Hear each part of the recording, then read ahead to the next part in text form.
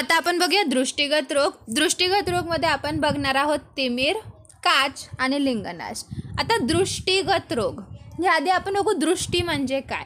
दृष्टी is the functional unit of your I which helps in perception of vision. ज्याच्यामुळे तुम्हाला दिसतं is दृष्टी. म्हणून आपण म्हणतो आपल्या दृष्टीमुळे आपल्याला एवढं सुंदर जग दिसतं, हे आपण बोलतो ना नेहमी. सो दृष्टी इज ज्याच्यामुळे तुम्हाला हे सुंदर जग दिसतंय. सो दृष्टी is the functional unit which helps in perception of vision, which does the actual perception of vision. आता हे दृष्टीला एवढी सगळी कामं करायची आहेत. सो ते पंचभौतिक असतं, पण त्यात तेज महाभूतचं प्रिडॉमिनन्स असतं.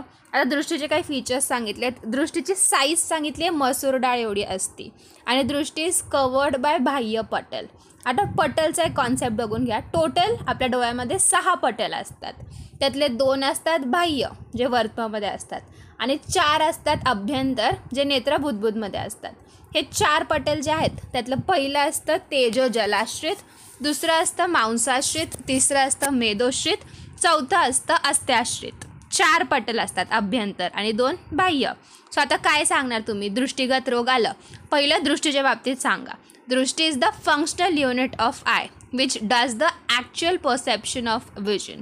ठीक आहे, जे आपल्याला दिसतंय ते कुणामुळे दिसतंय, दृष्टीमुळे दिसतंय. आता ही जी दृष्टी आहे ही पंचभौतिक असते, पण त्यात तेज महाभूतचा प्रिडॉमिनन्स असतं. मग दृष्टीची साईज सांगितली मसूर डाळ एवढी. इमॅजिन करताना प्युपिल इमॅजिन करा. सो साईज सांगितली मसूर डाळ एवढी and it is covered with बाह्य पटल. मग आता नेक्स्ट पॉईंट येतो, आपण बोलतोय दृष्टिगत रोग. सुशोधाचार्यांनी दृष्टिगत रोग सांगितलेत 12 आणि वाघभटाने सांगितले 27. सुश्रुतने किती सांगितले दृष्टिगत रोग 12, वाघभटांनी सांगितलेत 27. आता सुश्रुतांनी 12 कोणते सांगितलेत. वातज लिंगनाश, पित्तज लिंगनाश, कफज लिंगनाश, रक्तज लिंगनाश, सान्निपातिक लिंगनाश, मग परिमलाई, पित्तविदग्ध दृष्टी, कफविदग्ध दृष्टी, धूमदर्शी, रस्वजाड्य, नकुलांध्य आणि गंभारिका. हे झाले सुश्रुतांचे 12.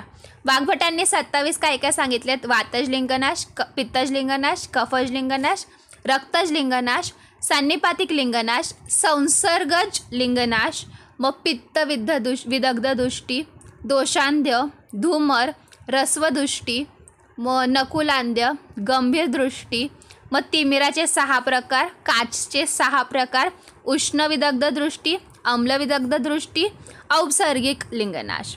सो हे झाले वाघभटांनी सांगितलेले 27 आणि सुश्रुतांनी सांगितलेत 12. सो आता आपण बघूया तिमिर व्याधी. तिमिर हे दृष्टिगत रोगामधलाच एक रोग आहे. तिमिर म्हणजे काय असतं की जेव्हा तुमच्या व्हिज्युअल ॲपॅरेटसमध्ये खूप जास्त मॉइश्चर कंटेंट वाढतं त्याला आपण म्हणतो तिमिर. सो मॉइश्चर वाढतं म्हणजे क्लेद वाढतं. सो याचा श्लोक काय होणार. तिमी क्लेदने आर्द्री भव इति यावत. सो हे लिहायचं की तिमी क्लेदने आर्द्री भव इति यावत म्हणजे increased moisture in the visual apparatus. So श्लोक काय लिहिला आपण. तिमी क्लेदने आर्द्री भव इति यावत म्हणजेच increased moisture in your visual apparatus. हेच असतं तिमिर. आता तिमिर जे आहे हाच रोग पुढे जाऊन बनतो काच आणि लिंगनाश. म्हणजे जर तिमिरची तुम्ही चिकित्सा नीट केली नाही किंवा चिकित्साच केली नाही तर ते पुढे जाऊन बनतं काच आणि काचची चिकित्सा केली नाही तर मग होतं लिंगनाश. लिंगनाश म्हणजेच complete loss of vision. So तिमिरमध्ये काय लिहायचं. पहिलं तर श्लोक लिहायचा. तिमी क्लेदने आर्द्री भव इति यावत म्हणजेच increased moisture in the visual apparatus. आणि तिमिरची चिकित्सा केली नाही त्याची उपेक्षा केली तर होतं तुमचा काच व्याधी आणि जर काचची चिकित्सा केली नाही तर होतं लिंगनाश. नाश म्हणजेच कम्प्लीट लॉस ऑफ विजन. मग आता नेक्स्ट बघूया तिमिरची संप्राप्ती. इथं कॉमन जी संप्राप्ती असते तीच संप्राप्ती सांगितली आहे की तुम्ही निदान सेवन केल्याने तुमच्या 3 दोषांचा प्रकोप होणार. त्यातल्या त्यात पित्ताचा जास्त प्रकोप होतो. मग हे 3 दोष जे आहे त्यांचं ऊर्ध्वगमन होतं. ते सिरां थ्रू वरती जातात, तुमच्या दृष्टीच्या पटेलमध्ये जातात, तिथे जाऊन हे स्थान संश्रय करतात आणि ह्याच्यामुळे तिमिर व्याधी निर्माण करतात. सो काय सांगितलं. निदान सेवन केलं ह्याने 3 दोषांचा प्रकोप होतो. त्यातल्या त्यात पित्ताचा जास्त प्रकोप होतो. मग ह्या दोषांचं ऊर्ध्वगमन होतं. ते सिरां थ्रू तुमच्या दृष्टीच्या पटलांमध्ये जातात दृष्टीमध्ये जे पटल सांगितले 4, त्या पटलांमध्ये हे जातात, तिथे स्थान संशय करतात आणि मग तिमिर व्याधी निर्माण करतात. आता आपण सांगितलं की हे जे दोष आहेत ते एक एक करून 4 पटलांमध्ये जातात. त्याच अकॉर्डिंग आपण लक्षण बघतो. तिमिरचे लक्षण 4 टाईप्समध्ये सांगितलेत. पहिलं, जेव्हा तुमचे दोष जातात प्रथम पटलामध्ये, दॅट इज प्रथम पटलगत दोष दृष्टी. प्रथम पटल असतो आपला तेजो जलाश्रित. सो काय होतं, आपण मिथ्या आहार विहार सेवन करतोय, प्रकोपित झालेले दोष ते सिरा थ्रू नेत्रामध्ये जात आहेत आणि मग ते प्रथम पटलामध्ये जात आहेत आणि तिथे जाऊन ते आश्रित होत आहेत. जेव्हा दोष प्रथम पटलामध्ये जातात तेव्हा काय दिसतं आपल्याला, अव्यक्त आणि स्वरूपानी. म्हणजेच अव्यक्त म्हणजे काय की नीट व्यक्त होत नाही आहे, म्हणजे स्पष्ट बोलत नाही आहे. सो अव्यक्त आणि स्वरूपानी म्हणजेच स्पष्ट दिसत नाही आहे. सो ह्यामध्ये काय होतं, सगळ्या गोष्टी आपल्याला अस्पष्ट दिसतात, असं हेझी क्लिअर दिसत नाही. सो जेव्हा दोष तुमचे प्रथम पटलात जातात, जेव्हाच प्रथम पटलगत तिमिर होतं तेव्हा आपल्याला सगळं अव्यक्त आणि स्वरूपानी म्हणजेच काहीच स्पष्ट दिसत नाही, सगळं अस्पष्ट दिसतं. आता सेकंड सांगितलं, जेव्हा तुमचे दोष तुमच्या द्वितीय पटेलमध्ये जातात. जेव्हा आपले दोष द्वितीय पटेलमध्ये जातात तेव्हा आपण म्हणतो द्वितीय पटेलगत तिमिर. आता ह्याच्यामध्ये काय सांगितलं आहे की दूरस्थान्यपी रूपानी म्हणजे ज्या लांबच्या गोष्टी आहेत, मन्यते च समीपः, ते आपल्याला वाटतं की ते जवळ आहेत, ते जवळ दिसतात. सो द्वितीय पटेलमध्ये काय सांगितलं आहे, दूरस्थान्यपी रूपानी मन्यते च समीपः, आपल्याला लांबच्या गोष्टी जवळ दिसतात. नेक्स्ट सांगितलं आहे सूची पाशम न पश्यती.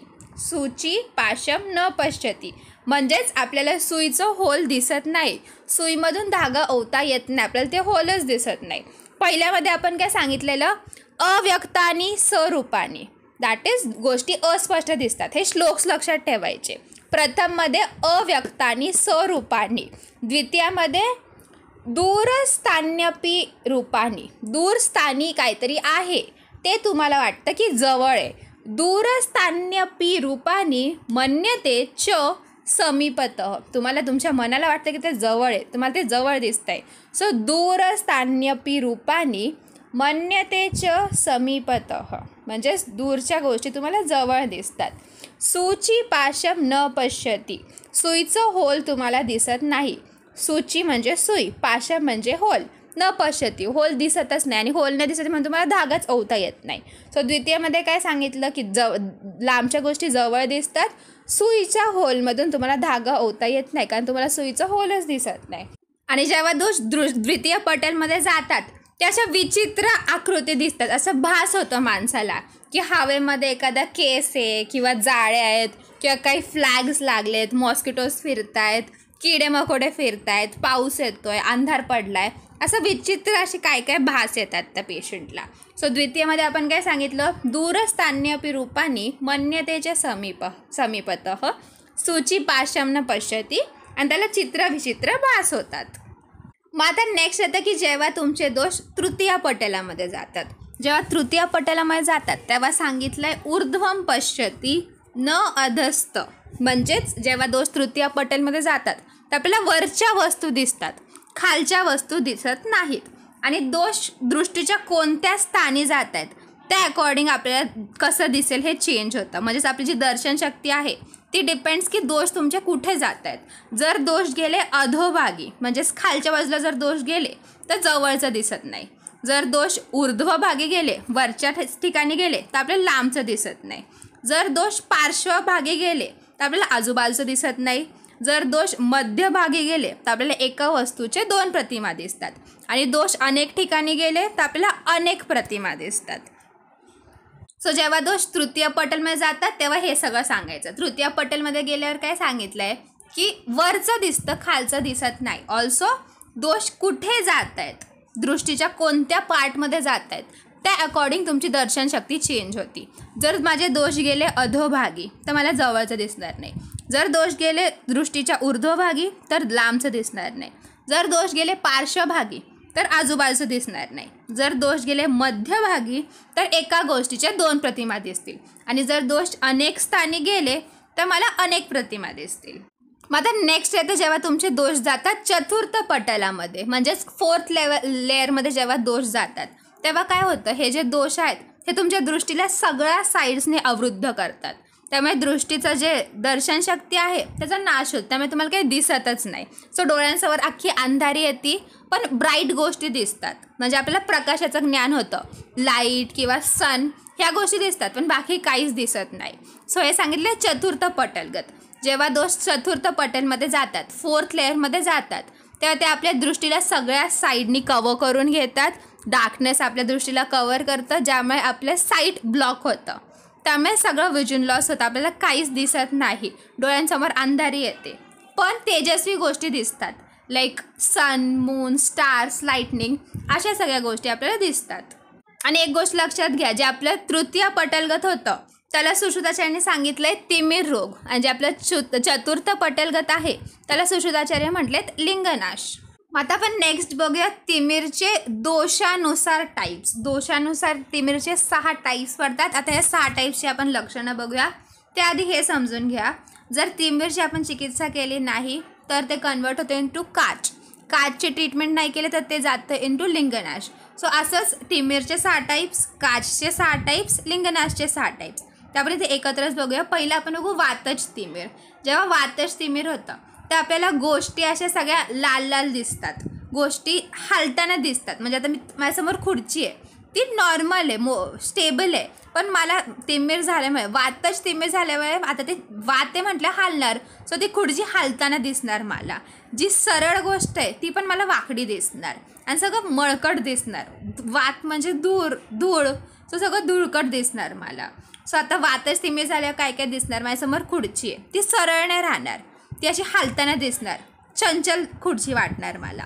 ऑल्सो जी सरळ गोष्ट आहे ती वाकडी झालेली दिसणार मला धुरकट दिसणार, सगळं मळकट दिसणार, डर्टी दिसणार आणि सगळं लाल लाल दिसणार. आणि नसलेल्या गोष्टी पण दिसणार. असं वाटणार की केस आहे कुठं, किंवा जाळ्या लागल्या आहेत, मॉस्किटोज आहेत. आणि मधून मधून मला क्लिअर दिसणार, कारण वात आहे ना, तो इकडे तिकडं पळतोय. कधी कधी तो प्रॉपर ठिकाणी पण जाऊन बसेल ना, असं मध्ये मध्ये मला क्लिअर दिसणार. हे झालं वातज तिमिर. वातज तिमिरमध्ये काय की ऑब्जेक्ट असं वाटतं हालतोय कंटिन्युअसली, किंवा मग सरळ गोष्ट कर्व दिसती, मळकट दिसतं, लाल दिसतं. नसलेल्या गोष्टी दिसतात आणि मध्ये मध्ये क्लिअर दिसतं. ह्याची ट्रीटमेंट नाही केली तर होणार तुम्हाला वातज काच. वातज काचमध्ये दृष्टी अख्खी लाल होऊन जाती. असं वाटतं की आपण माणसाच्या चेहऱ्याकडे बघितलं तर असं वाटतं की त्याच्या चेहऱ्यावर नाकच नाही आहे. लाईटकडे बघितलं अशी स्कॅटर्ड लाईट दिसती आणि स्ट्रेट गोष्ट कर्व्ड दिसती, कर्व्ड गोष्ट स्ट्रेट दिसती. सो वातज काचमध्ये काय सांगायचं, स्ट्रेट गोष्ट कर्व दिसती, कर्व गोष्ट स्ट्रेट दिसती, सगळ्या गोष्टी लाल दिसतात. असं वाटतं चेहऱ्यावर नाकच नाही आहे. मग येतं वातज लिंगनाश. ह्याच्यामध्ये तुमच्या दृष्टीवर अख्खं स्मोक आणि डस्ट कवर करून घेतं. अख्खी ब्राईट रेड दृष्टी दिसती and there is complete loss of vision. सगळं लाल लाल लाल लाल दिसतं. सो पहिलं तर वातज तिमिर, वातज काच, वातज लिंगनाश. लिंगनाशमध्ये काय सांगितलं, सगळं ब्राईट रेड दिसतं and there is complete loss of vision. मग आता नेक्स्ट येतं पित्तज तिमिर. जसं आपल्याला मगाशी वातजमध्ये सगळं रेड रेड दिसत होतं, तसं पित्तजसाठी लक्षात ठेवायचं ब्ल्यू. सो पित्तज तिमिरमध्ये सगळे ऑब्जेक्ट्स आपल्याला असे डार्क डीप ब्ल्यू कलरचे दिसतात आणि नसलेल्या लाईटी दिसतात. म्हणजेच सूर्य, चंद्र हे तिथं नसताना पण आपल्यासाठी तिथं सन आहे, तिथं मून आहे किंवा लाईट आहे तिथं. हे होतं पित्तज तिमिरमध्ये. मग पित्तज काचमध्ये सगळ्या गोष्टी लाईट ब्ल्यू कलरच्या दिसतात. पित्तज लिंगनाशमध्ये आपली जी दृष्टी आहे ती स्निग्ध होऊन जाती, हनीबीसारखा कलर होतो and there is loss of vision. So पित्तज तिमिरमध्ये गोष्टी डार्क ब्ल्यू दिसतात, नसलेला प्रकाश दिसतो आपल्याला. पित्तज काचमध्ये सगळ्या गोष्टी लाईट ब्ल्यू कलरच्या दिसतात. पित्तज लिंगनाशमध्ये आपली जी दृष्टी आहे ती स्निग्ध होऊन जाती आणि हनीबीच्या कलरची होऊन जाते and there is loss of vision. मग आता नेक्स्ट येतं कफज तिमिर. जसं वातमध्ये रेड कलर, पित्तामध्ये ब्ल्यू कलर, कफमध्ये व्हाईट कलर. सो कफज तिमिरमध्ये सगळ्या गोष्टी आपल्याला व्हाईट कलरच्या दिसतात. कफज तिमिरमध्ये गोष्टी पांढऱ्या आणि स्निग्ध दिसतात. ठीक आहे. सो कफज तिमिरमध्ये ऑब्जेक्ट्स अपियर व्हाईट अँड स्निग्ध. आणि तुम्ही जर आकाशाकडे बघितलं तर एकदम क्लिअर आकाश असलं तरी ह्या पेशंटला असे ढग दिसतात त्यात, कारण त्याला सगळं पांढरं दिसतंय. सो आकाश पण त्याला निळं नाही दिसणार, त्याला पांढरंच आकाश दिसणार. ढग नसताना पण त्याला ढग दिसणार. सो कफज तिमिरमध्ये गोष्टी पांढऱ्या आणि स्निग्ध दिसणार. आणि दो क्लाउडलेस स्काय असेल, एकदम क्लिअर ब्ल्यू स्काय असेल तरी या पेशंटला क्लाउड्स दिसणार. मग कफज काचमध्ये सांगितले की गोष्टी लस्टरलेस दिसतात आणि ह्यात तुमची दृष्टी पांढरी होती. जे दृष्टिमंडळ आहे ते पांढरं होतं. मग सांगितले कफज लिंगनाश, ह्याच्यामध्ये तुमची दृष्टी स्निग्ध होती, पांढरी होती, दृष्टी स्टेबल नसती. आता कफय म्हटलं स्टेबिलिटी एक्सपेक्टेड आहे, पण दृष्टी स्टेबल नसती. मग नेक्स्ट सांगितलं ही नॉर्मल गोष्ट आहे तशी, त्यामुळे ही कफमध्ये दिसते. कफज लिंगनाशमध्ये काय सांगितलं आहे, जर ब्राईट लाईट असेल तर तुमची दृष्टी कॉन्स्ट्रिक्ट होती, म्हणजेच प्युपिल जे करतं तेच. आणि जर डिम लाईट असेल तर दृष्टी डायलेट होती. हे नॉर्मल गोष्ट आहे. इथं का दिले म्हणजे लॉजिक नाही कळलं आहे अजून, कारण दिस इज अ नॉर्मल फेनॉमिनन की ब्राईट लाईट आहे तर दृष्टी कॉन्स्ट्रिक्ट होती, डिम लाईट आहे तर दृष्टी डायलेट होती. आणि लॉस ऑफ विजन. सो कफजमध्ये काय, कफज तिमिरमध्ये सांगितलं गोष्टी वाईट दिसतात, गोष्टी स्निग्ध दिसतात आणि मोकळं आकाश असलं तरी पण क्लाउड्स दिसतात. कफज काचमध्ये गोष्टी लस्टरलेस दिसतात आणि दृष्टी पांढरी होती. कफज लिंगनाशमध्ये दृष्टी कठीण होती, स्निग्ध होती, पांढरी होती, दृष्टी स्टेबल नसती. आणि जी दृष्टी आहे ती जर ब्राईट लाईट असेल तर कॉन्स्ट्रिक्ट होती, डिम लाईट असेल तर डायलेट होती. आणि लास्टला सांगितले लॉस ऑफ विजन. मग आता फोर्थ येतं रक्तज तिमिर. रक्तज तिमिरमध्ये सांगितले की पेशंटला सगळ्या गोष्टी अशा काळ्या धुराने कवर झाल्यागत वाटतात, ब्लॅक स्मोकनी कवर झाल्या टाईप वाटतात. हे सांगितले रक्तज तिमिर. सो पेशंटलाच दिसते की सगळ्या गोष्टी काय झालं, आपण हे होतं ना आग लागल्या जे काळं काळं येतं तशा ह्यानी सूदनी सगळं कवर झालेल्या वाटतात गोष्टी. सो पेशंटला असं वाटतं की सगळे objects are covered with black smoke. त्यानंतर रक्तज काचमध्ये सांगितलं की तुमची जी दृष्टी आहे ती लाल किंवा ब्लॅक होती आणि त्या पेशंटला सगळ्या गोष्टी लाल किंवा ब्लॅक दिसतात. मग रक्तज लिंगनाशमध्ये सांगितलं आहे की दृष्टीचा कलर रेड लोटसच्या पेटल्ससारखा होतो किंवा ब्लॅक होतो. दृष्टी लस्टरलेस असते आणि पेशंटला काहीच दिसत नाही. सो रक्तजमध्ये काय काय झालं, रक्तज तिमिरला आपण बोललो सगळ्या गोष्टी स्मोकनी कवर झाल्यासारख्या दिसतात. रक्तज काचला सगळ्या गोष्टी काळ्या किंवा लाल दिसतात, दृष्टी पण काळी किंवा लाल. रक्तज लिंगनाशमध्ये दृष्टीचा कलर रेड लोटसच्या पेटल्ससारखा किंवा काळा असतो, दृष्टी लस्टरलेस असते आणि पेशंटला काहीच दिसत नाही. मग आता नेक्स्ट येतं सन्निपातज तिमिर. आता सगळ्याला आपण कलर्स देत होतो, इथे काय करणार, सगळे कलर्स म्हणजे वेगळे चित्र कलर्स दिसतात आपल्याला. प्रत्येक गोष्ट वेगवेगळ्या कलरची दिसते. So patient views objects in different colours. आणि एक गोष्ट असेल तर पेशंटला त्याच्या 100 गोष्टी दिसतात. म्हणजे आता जर एक ग्लास ठेवला आहे समोर पण पेशंटला खूप सारे ग्लासेस ठेवलेत असं दिसणार. डबल विजन दिसणार, फ्लॅशेस ऑफ लाईट दिसणार, कधी क्लिअर विजन असणार, कधी हेझी विजन असणार. सो सन्निपातज तिमिरमध्ये काय सांगितलं आहे, गोष्टी वेगवेगळ्या कलर्सच्या दिसतात, एका गोष्टीच्या खूप गोष्टी दिसतात, डबल विजन दिसतं, लाईट्स दिसतात आकाशात अचानकच आणि कधी चांगलं दिसतं कधी वाईट दिसतं. सन्निपातज काचमध्ये सांगितलं आहे की दृष्टी वेगवेगळ्या रंगांची होती, चित्रविचित्र रंगांची तुमची दृष्टी होती. सेम सन्निपातज लिंगनाशमध्ये सांगितलं आहे की तुमची दृष्टी वेगवेगळ्या रंगांची होती. आता 6th येतं परिमलाई तिमिर. परिमलाई तिमिर ह्याच्यात काय सांगितलं आहे की यात पित्त, रक्त आणि तेज हे मिक्स होतात, म्हणजेच हे मोस्टली पित्तामुळे होणारं असतं आणि ह्याच्यामध्ये सगळ्या गोष्टी येल्लो कलरच्या दिसतात.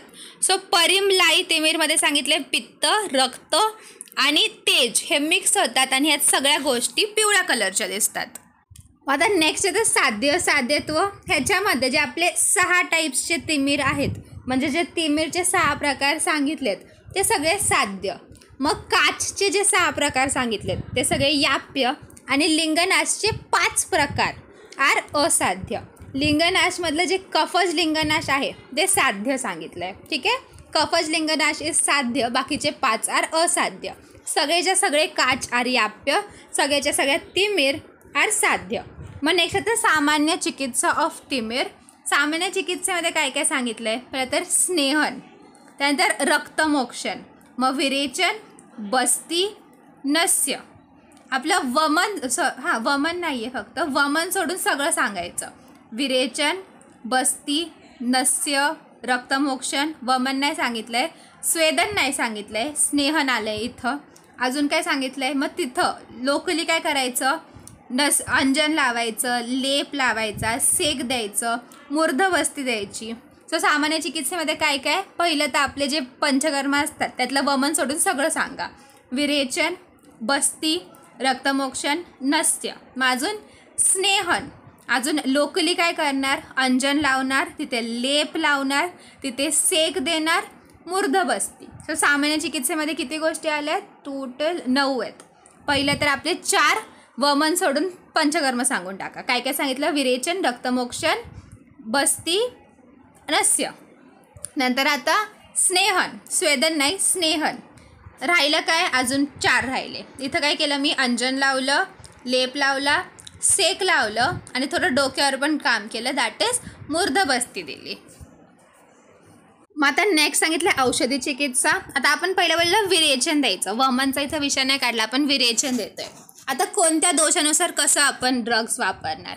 जर वातज तिमिर आहे तर आपण एरंड तेल आणि क्षीर घेणार, दूध घेणार आणि ह्याने विरेचन देणार. पित्तज तिमिरमध्ये गोघृत आणि दुधाने विरेचन द्यायचं.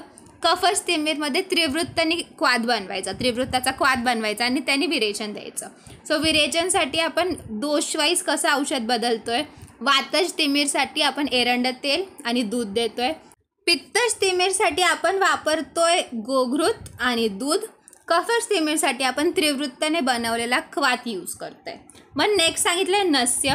नस्यसाठी आपण दोषानुसार कसे ड्रग्स बदलतो. आता जर वातज तिमिर असेल तर आपण अणुतेलाने नस्य देतो.